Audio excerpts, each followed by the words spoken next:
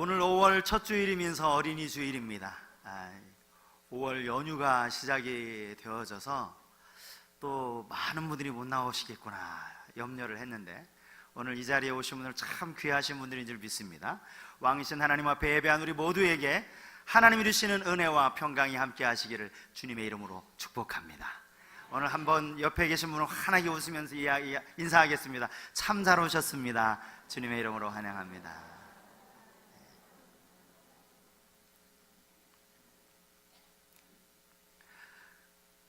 샘의 근원이 마르고 있다.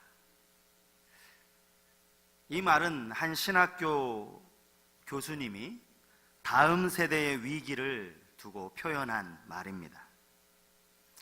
혹시 여러분 414 윈도우라고 들어보셨습니까?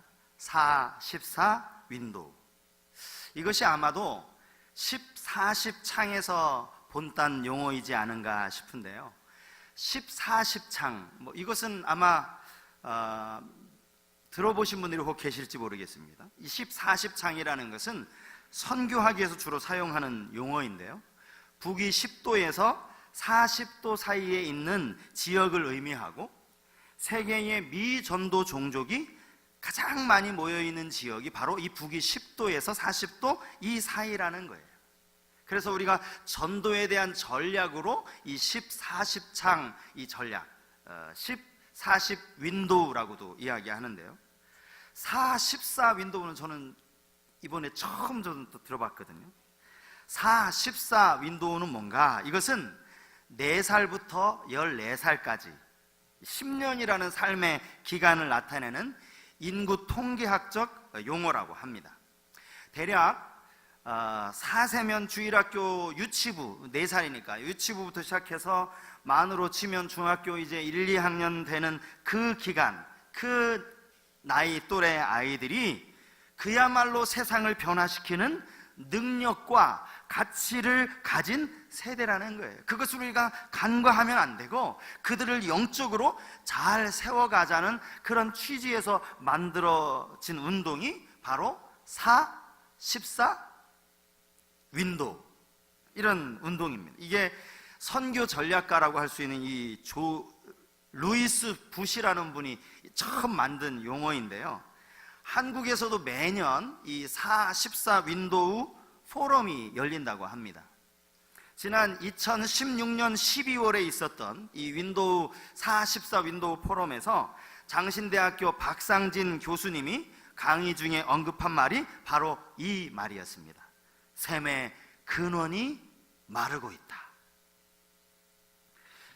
우리 교회 비전 중에서도 다음 세대를 든든히 세워가는 교회라는 이 비전이 우리 교회도 가진 비전입니다. 이게 우리 교회뿐이겠습니까? 지상에 있는 많은 교회들이 아마 이 다음 세대라는 말을 입에 달고 생활할 정도로 다음 세대라는 것을 강조하지만, 정말 이 땅의 다음 세대가 이만큼 위기를 맞이하고 있다는 거죠. 그리고 이 다음 세대의 문제는 단순한 이 다음 세대의 문제로 끝나는 것이 아니라 한국교회의 생존이 달려있는 문제라는 거예요. 이게 심각한 문제라는 것입니다. 이분이 연구해서 발표한 자료 중에 교회 학교 위기 요인 진단 분석 연구 제목이 길죠? 교회 학교 위기 요인 진단 분석 연구, 이 자료에 따르면 교회 학교의 위기의 첫 번째 요인이, 여러분 혹시 뭐라고 생각하십니까? 교회 학교 위기의 첫 번째 요인이 이 연구 결과에 의하면 바로 부모라는 거예요. 부모. 교회 학교 학생의 약 25%가 주일날 너 왜 교회 안 왔니? 라고 물으면 부모님이 학원 가라고 했어요. 부모님이 학원에 보내기 때문에 자기가 교회에 올 수 없다라고 그렇게 이야기했다는 것입니다. 그 연구 보고서를 우리가 다 이 시간 나눌 필요는 없지만, 이 교수가 주장하는 핵심은 이것입니다. 그동안은 자녀들의 신앙 교육을 교회 학교, 주일학교 교사에게 전적으로 일이 많은 그러한 방식이었다면 이제는 좀 달라져야 한다는 거, 이제는 부모 중심, 가정 중심의 신앙 교육으로 전환해야 한다는 거, 이게 이 교수가 말하고자 하는 핵심이었습니다. 이게 더 이상 우리 교회 학교에서는 이제 주일학교를 책임지지 않겠다, 이런 의미가 아닙니다. 당연히 교회 학교에서는 매 주일마다 나오는 아이들을 말씀으로 가르치고 그 영혼을 위해서 기도해야 하는 게 당연한 일이죠. 하지만 여러분, 일주일 총 시간을 168시간이라고 할 때 그 168시간 중에서 아이들이 교회에서 보내는 시간이 1시간 남짓밖에 안 되잖아요. 그 1시간을 가지고 다음 세대의 신앙을 절대 보장해 줄 수 없다라는 것입니다. 오늘이 어린이 주일입니다. 제가 말씀을 이렇게 준비하면서도 이 어린이에 대한 설교를 이게 어린이 주일 말고 또 언제 했나, 이런 생각이 들 정도로 자책이 되더라고요. 다음 세대 위기라고 하면서 정작 이 다음 세대에 대한 설교는 작년 어린이 주일에 한번 하고 그리고 몇 번 안 했던 것 같아요. 자녀를 신앙으로 양육하는 것이 말처럼 쉽지는 않습니다. 부모가 무슨 문제가 있어서라기보다 부모는 열심히 믿음 생활을 하고 열심히 하나님 앞에 기도하는데도 그 자녀가 부모의 생각대로 되지 않는 그런 답답함은 아마 우리 모두가 가지고 있을 것입니다. 그럼에도 불구하고 우리는 하나님의 말씀인 성경에서 자녀 양육에 대해서, 자녀를 어떻게 신앙으로 교육해야 하는지 그 방법을 찾아야 한다는 것입니다.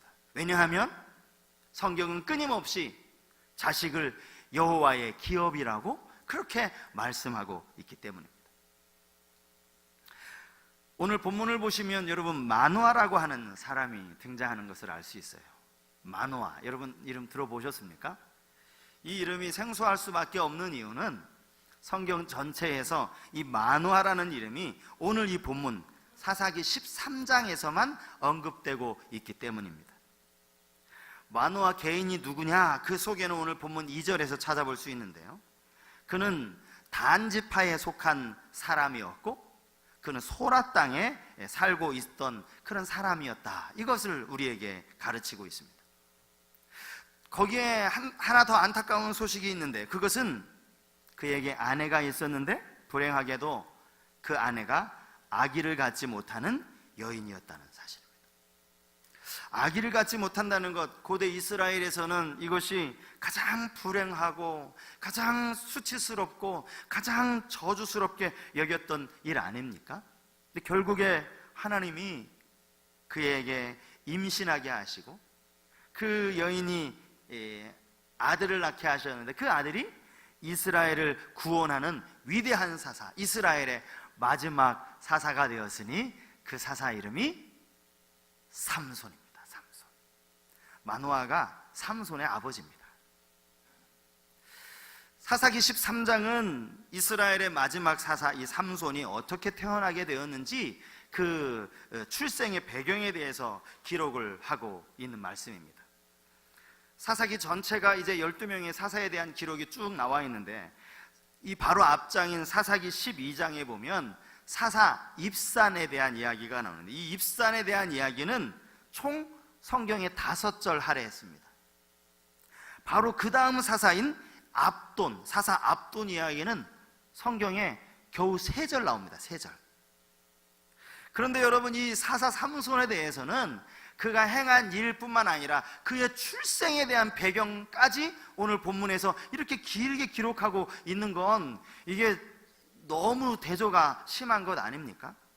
왜 삼손에 대해서는 이렇게 그 부모가 삼손을 낳는 그 과정까지 이렇게 길게 기록해 놓았는가? 아마도 삼손의 부모였던 이 마노아와 그 아내의 아름다운 신앙을 우리에게 가르치기 위한 하나님의 뜻이 있지 않나, 그런 생각을 해보게 됩니다. 아들을 낳을 것이라는 이 놀라운 소식을 여호와의 사자에게서 먼저 들었던 사람은 마노아의 아내였습니다. 그는 남편 마노아에게 가서 자기가 들은 이야기를 자세하게 알려줍니다. 그때 마노아가 이렇게 기도합니다. 본문 8절 말씀입니다. 마노아가 여호와께 기도하여 이르되 주여 구하옵나니 주께서 보내셨던 하나님의 사람을 우리에게 다시 오게 하사 우리가 그 낳을 아이에게 어떻게 행할지를 우리에게 가르치게 하소서 하니. 하나님이 그의 기도를 들으시고 다시 나타나시는 장면이 9절 이하에 기록이 되어져 있습니다. 오늘 우리는 이 마노아의 신앙을 몇 가지로 생각을 해보려고 합니다. 어린이 주일 아침에 마노아의 신앙을 우리가 함께 생각하며 도전받는, 또 깨닫는 그런 은혜의 시간이 되었으면 좋겠습니다. 첫 번째로, 마노아는 하나님의 약속을 철저히 신뢰하는 믿음의 사람이었다는 것입니다. 본문 3절을 보면 여호와의 사자가 누구에게 나타났다라고 말씀하고 있습니까? 마노아의 아내입니다. 그리고는 아들을 낳을 것이라는 예언뿐만 아니라 그 아이는 그냥 정말 하나님의 은혜로 주신 그냥 평범한 아이가 아니라 나실인이 될 것이다. 하나님께 구별된 자가 될 것이다. 그리고 그 아이를 통해서 블레셋 사람의 손에서 이스라엘이 구원을 받게 될 것이다. 이런 놀라운 소식을 전해 주었습니다. 깜짝 놀란 아내가 남편에게 다가가서 자기가 겪은 이야기, 자기에게 찾아와서 말을 해주었던 그 사람 이야기를 전합니다. 자, 그가 뭐라고 말했는지 여러분 보면 6절 말씀을 한번 보십시오. 6절 자막에도 뜹니다. 이에 그 여인이 가서 그의 남편에게 말하여 이르되 하나님의 사람이 내게 오셨는데 그의 모습이 하나님의 사자의 용모 같아서 심히 두려움으로 어디서부터 왔는지를 내가 묻지 못하였고 그도 자기 이름을 내게 이르지 아니하였으며. 여러분, 이 말이 무슨 말입니까? 그녀에게 정말 하나님의 사람이 왔다는 말입니까? 본문을 가만히 보면 그 아내가 이렇게 얘기하는 거예요. 용모는 정말 하나님의 사람인 것 같기는 한데 정확하게는 모르겠다라는 거죠. 그리고 그 사람도 자신이 누구라는 것을 분명하게 알려주지 않았다는 거예요. 한마디로 이야기하면 같기는 한데 정확하게 잘 모르겠다는 그 이야기를 하고 있는 거예요. 이 말을 들은 남편이, 한번 여러분 남편 입장에서 한번 생각해 보십시오. 자기 아내는 이미 임신하지 못하는 여인이었습니다. 그가 임신하지 못함으로 출산하지 못하였다라는 이 말이 성경에 2번씩이나 강조되어져서 사용되고 있습니다. 그런데 자신이 누구인지도 정확하게 밝히지 않은 사람이 아무런 예고도 없이 찾아와서는 아이를 낳을 것이다 라고 이야기하고, 게다가 그 아이는 보통 아이가 아니고 하나님께 바쳐진 나실인이 될 것이다 라는 이야기를 하고 없어졌다라는 거예요. 여러분들 같으면 이 말을 쉽게 믿을 수 있겠습니까? 어떤 이상한 사람이 우리 아내가 임신하지 못한다는 그 사실도 모르면서 그냥 말도 안 되는 헛소리를 하고 나서는 자기가 누구인지는 밝히지도 못하고 그냥 슬그머리 자취를 감추었나 보다. 여러분, 이렇게 생각되지 않겠어요? 여러분 표정이 아니지, 그 당연히 믿어야지, 이런 표정이에요. 이런 말을 하면요 꼭 가장 믿음 없는 사람은 꼭 목사인 것처럼 보입니다. 근데 여러분, 믿음의 사람이라고는 아브라함도요 하나님의 말씀을 의심했다는 걸 알고 계십니까? 창세기 17장에 보면 하나님께서 아브라함에게 나타나셔서 이렇게 말씀하십니다. 17장 1절 말씀. 아브라함이 99세 때에 여호와께서 아브라함에게 나타나서 그에게 이르시되 나는 전능한 하나님이라. 너는 내 앞에서 행하여 완전하라. 하나님이 당신이 누구라는 것을 분명히 이야기하셨습니다. 나는 전능한 하나님이라. 그리고 나서 바로 이어서 사라가 아들을 낳을 것이라고 하나님 말씀하셨어요. 그런데 아브라함이 그 말씀을 믿지 못했습니다. 창세기 17장 17절에 보면 아브라함이 하나님 앞에 엎드려서 그 엎드린 채로 웃었다라고 그렇게 기록하고 있습니다. 어찌 자식을 낳을까? 어찌 출산하리요? 아브라함이 마음속으로 이렇게 말했다는 거예요. 하물며 마노아, 그게 누구인지도 모르는 이 사람이 아내조차도 자기에게 말한 사람이 정확하게 누구인지도 모르는 상황에서 그녀가 들은 말을 그냥 그대로 100% 신뢰할 수 있느냐고요. 여러분, 믿음 좋은 척하고 쳐다보지 마세요. 네? 그럼에도 불구하고 마노아는 아내가 들려준 이야기를 듣고 그것이 하나님의 약속임을 분명히 신뢰한 줄 믿습니다. 이 믿음이 귀한 믿음 아닙니까? 우리 가정에 선물로 주신 자녀를 정말 신앙으로 양육하길 원한다면 부모가 먼저 믿음을 보여주어야 한다는 사실입니다. 여러분, 이게 선행되지 않고 자녀가 부모보다 너는 나보다 믿음이 더 좋아야 돼, 나보다 너 믿음이 더 깊어졌으면 좋겠어 말해봐야 그게 잘못된 기대요, 소용없는 말이라는 거예요. 우리가 금요일마다 사무엘상 말씀 가지고 지금 은혜를 나누고 있는데요, 여러분, 사무엘상에 나오는 홈리와 비느하스, 그들이 불량자고 믿음 없는 이유가 어디 있습니까? 그 부모 엘리에게 있는 것 아닙니까? 제사장이면서도 눈은 다 어두워져 가지고 말이죠, 한나의 그 기도를 술 취한 여인이라고 말하는 그 엘리, 홈리와 비느하스의 이 믿음 없음이 그 부모 엘리에게서 왔다라는 것입니다. 반대로 사무엘의 믿음은 어디에서 왔을까요? 그의 부모 엘가나와 한나의 믿음에서 온 것 아닙니까?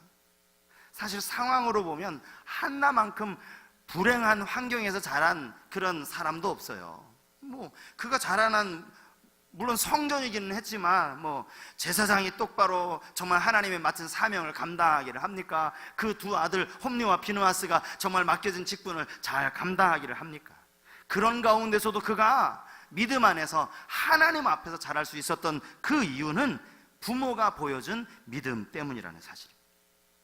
우리 자녀들이 왜 믿음이 안 자라는지 모르겠다고 여러분 이렇게 걱정하시기 이전에 부모인 내가 자녀들 앞에 믿음을 보여주었는지를 먼저 돌아보실 수 있길 바랍니다.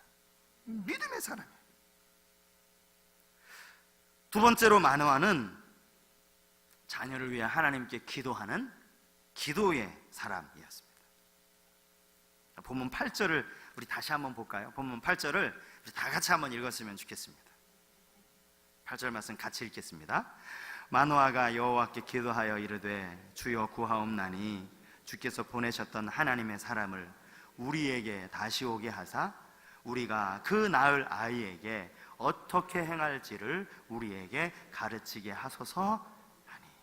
자, 여러분, 지금 마노아의 가정에 아이가 태어났습니까? 아직 안 태어났습니까? 안 태어났습니다.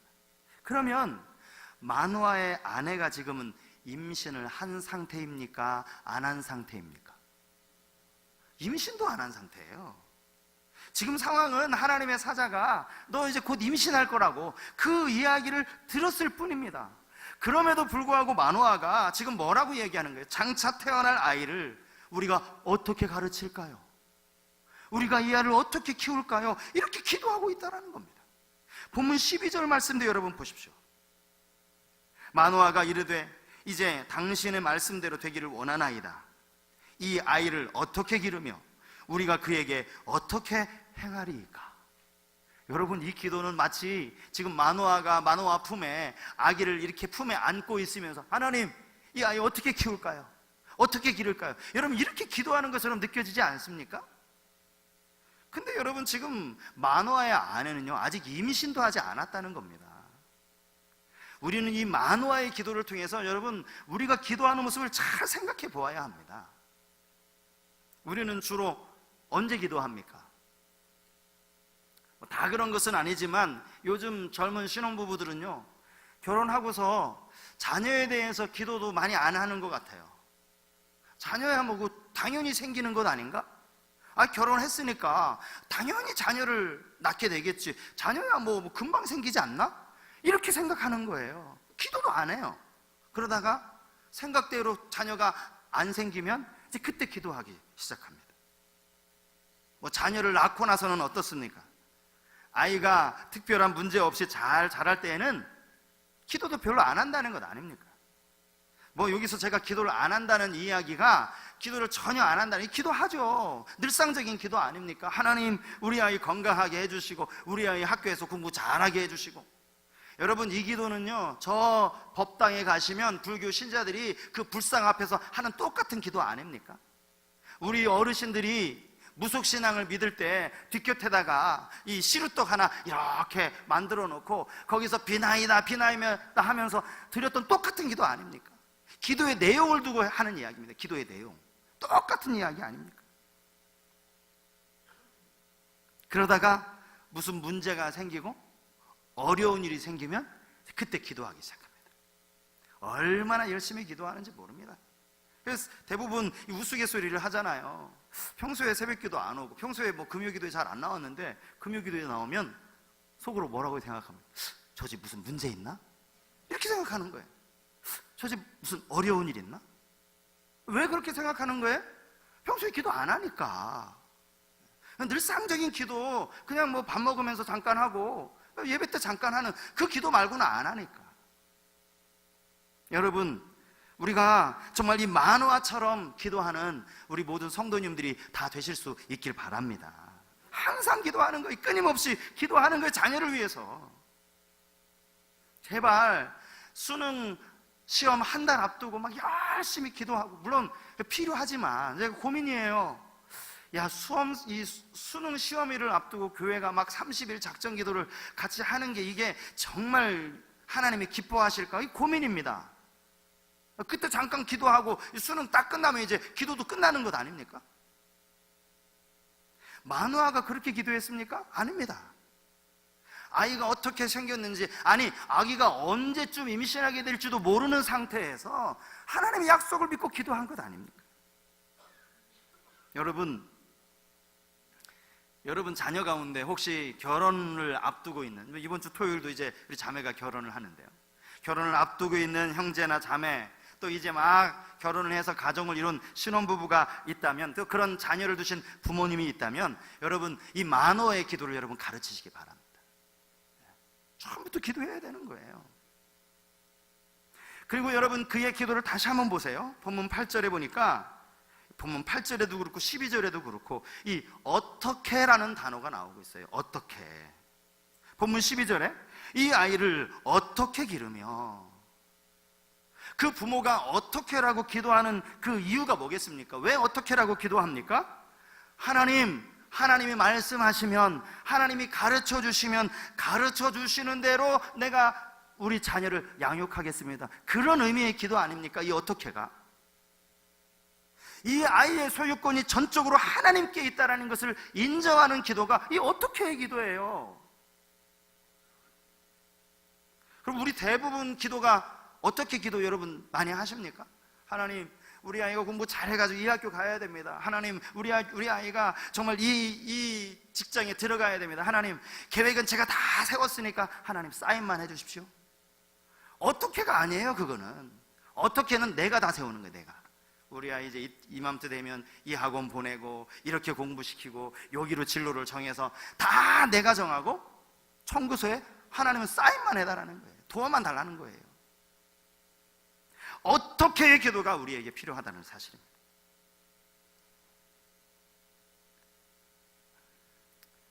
마누아가 기도의 사람이었다는 것. 그리고 마지막 세 번째는 그가 부모로서 바른 삶을 하나님께 묻는 실천의 사람이었다는 거예요. 실천의 사람. 자, 여러분 본문 12절 말씀을 다시 한번 보시면 이 마누아의 기도 속에 이러한 내용이 담겨 있다는 것을 알 수 있어요. 이 아이를 어떻게 기르며 우리가 그에게 어떻게 행하리이까. 여기서 마누아는 아이를 어떻게 길러야 하는지를 묻는 기도와 함께 부모로서 우리가 어떻게 행해야 합니까? 그것을 묻고 있는 기도라는 거예요. 우리는요, 잠언 22장 6절 말씀을 너무나 잘 알고 있습니다. 마땅히 행할 길을 아이에게 가르치라. 그리하면 늙어도 그것을 떠나지 아니하리라. 우리는요, 말로 열심히 가르칩니다. 신명기 6장 쉐마의 말씀도 우리는 너무나 잘 알고 있어요. 신명기 6장 6절에서 7절 말씀.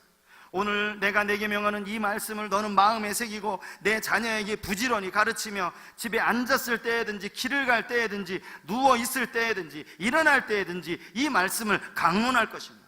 말씀은 잘 가르쳐요. 너 기도했니? 밥 먹을 때 기도했니?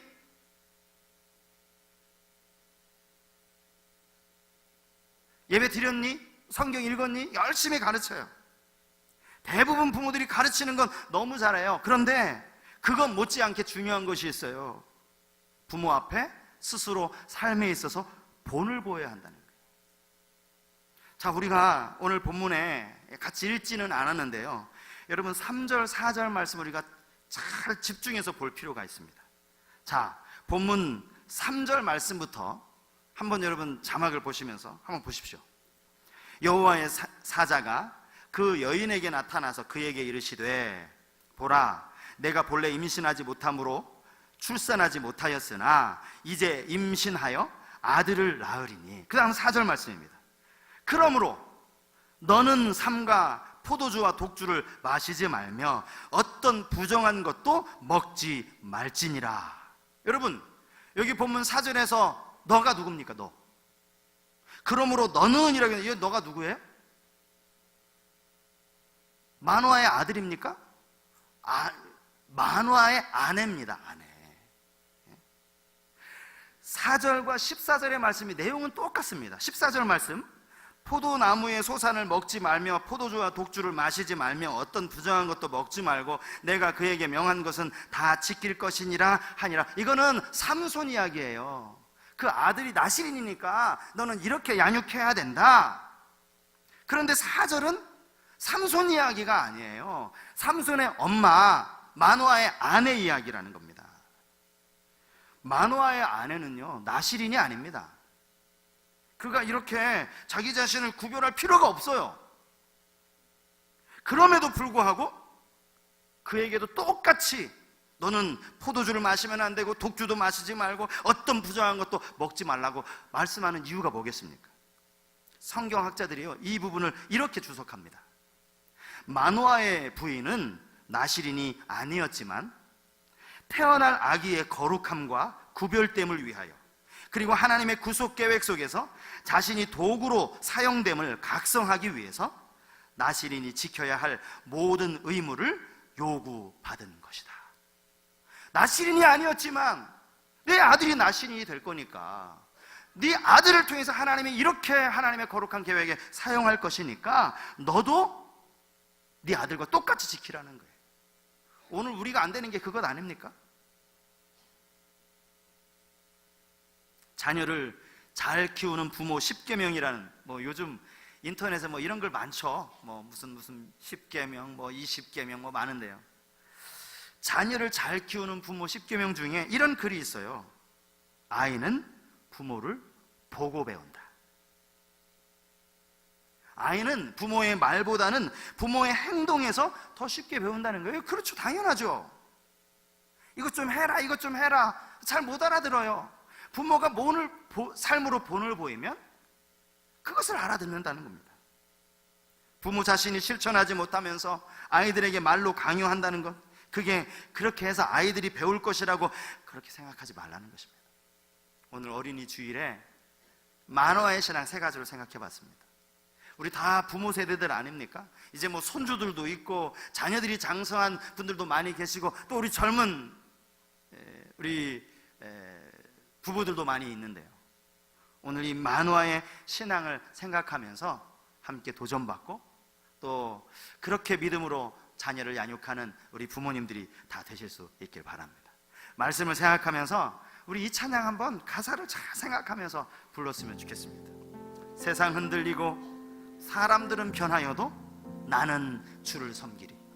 오직 믿음으로 내가 살리라. 내가 먼저 믿음으로 살아야 되는 거예요. 이 찬양을 여러분 고백으로 하나님께 올려드렸으면 좋겠습니다.